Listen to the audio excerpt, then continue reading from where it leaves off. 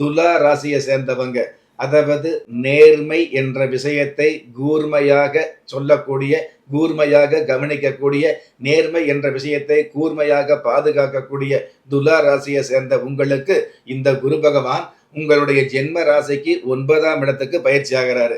9ஆம் இடம் அப்படிங்கிறது பாக்கிய ஸ்தானம். பாக்கிய ஸ்தானத்திற்கு இந்த குரு பகவான் பயிற்சி ஆகிறது பல்வேறு வகையில நன்மைகளை கொடுக்கக்கூடியது.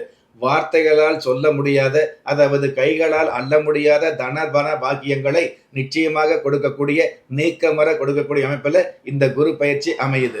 துலா ராசியை பொறுத்தளவுக்கு குரு பயிற்சி மட்டுமல்ல, அதாவது இந்த வருஷத்துல 2025 இருக்கக்கூடிய சனி பயிற்சி, குரு பயிற்சி, ராகுகேது பயிற்சி, புத்தாண்டு, தமிழ் புத்தாண்டு பலன் சம்பந்தப்பட்ட அனைத்து விஷயங்களிலும் இந்த கிரகங்கள், அதாவது நவ கிரகங்கள் உங்களுக்கு முழுமையான சாதகமா இருக்கிறதுனால சந்தோஷமான பயிற்சியாகத்தான் இந்த குரு பயிற்சி அமைய போகுது அப்படிங்கிறது சந்தோஷமான விஷயம்.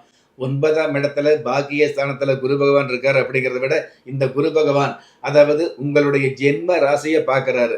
பொதுவாகவே குரு பகவானுடைய பார்வைக்கு பவர் அதிகம், பலன் அதிகம், பணமும் அதிகம்.